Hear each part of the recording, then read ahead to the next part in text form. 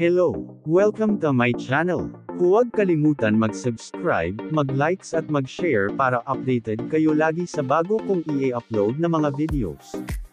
Ang pag-uusapan natin ngayon ay tungkol sa Republic Act 9262, otherwise known as the Anti-Violence Against Women and Their Children Act of 2004.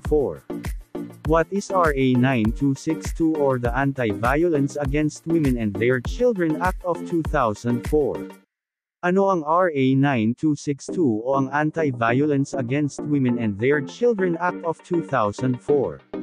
Ito ay isang batas na naglalayong tugunan ang paglaganap ng karahasan laban sa kababaihan at kanilang mga anak ng kanilang mga matalik na kasosyo tulad ng kanilang asawa o dating asawa, live-in partner o dating live-in partner, boyfriend, girlfriend o ex-boyfriend, ex-girlfriend, dating partner o dating-dating partner. Ano ang karahasan laban sa kababaihan at kanilang mga anak sa ilalim ng RA 9262?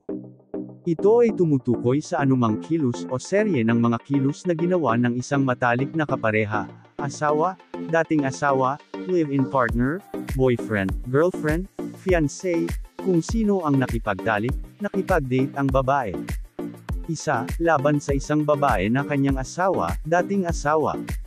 Dalawa, laban sa isang babae kung kanino ang tao ay nagkaroon ng sexual o pakikipag-date. Tatlo, laban sa isang babae kung kanino siya ay may karaniwang anak.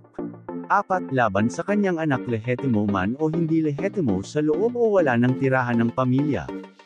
Kung saan magreresulta o malamang na magresulta sa pisikal, sexual, psikolohikal na pinsala o pagdurusa o pang-ekonomiyang pang-aabuso kabilang ang mga banta ng naturang mga gawa, baterya, pag-atake, pamemele, panliligalig o di makatwirang pagkakait ng kalayaan.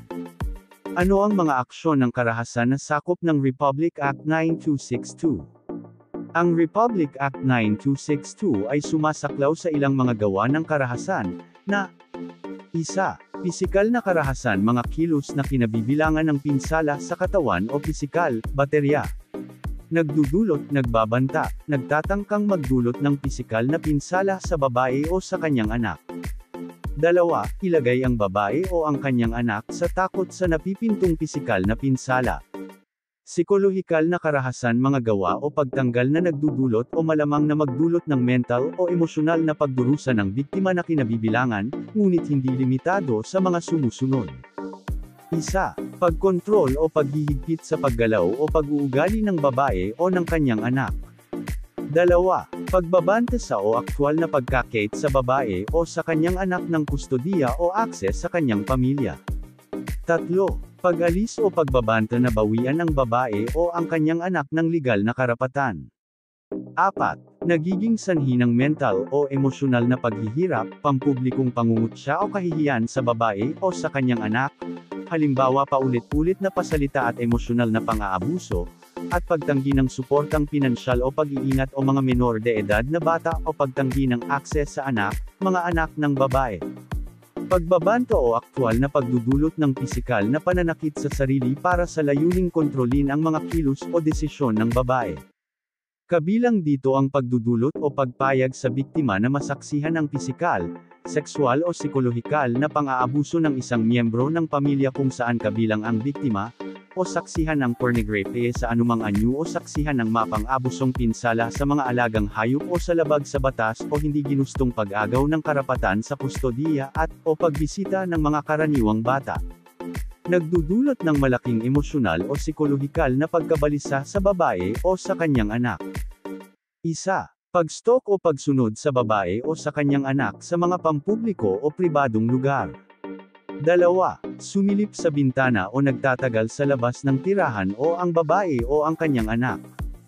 Tatlo, pagpasok o pananatili sa tirahan o sa ari-arian ng babae o ng kanyang anak na labag sa kanyang kalooban. Apat, pagsira sa ari-arian at mga personal na gamit o pananakit sa mga hayop o alagang hayop ng babae o ng kanyang anak. 5. Pagsali sa anumang anyo ng panliligalig o karahasan. Pang-aabusong pang-ekonomiya, mga kilos na ginagawa o nagtatangkang gawing umaasa sa pananalapi ang isang babae sa kanyang nang-aabuso, na kinabibilangan, ngunit hindi limitado sa mga sumusunod. 1. Pagpigil sa babae mula sa anumang lehitimong propesyon, trabaho, negosyo o aktibidad maliban sa mga kaso kung saan ang ibang asawa, kapareha ay tumutol sa balido, seryoso at moral na mga batayan tulad ng tinukoy sa Artikulo 73 ng Family Code. 2. Pagkontrol sa sariling pera o ari-arian ng babae. 3. O nagkokontrol lamang sa conjugal o karaniwang pera, mga ari-arian. 4. Pagsira ng ari-arian ng sambahayan. Ang susunod natin pag-uusapan sa Violence Against Women and Children Act ay mga kaso na denisisyonan ng Korte Suprema. Panoorin nyo sa Part 2 ang video. Hanggang dito na lang ang video na ito. Huwag kaliligtaan panoorin ang mga i-upload kong mga videos.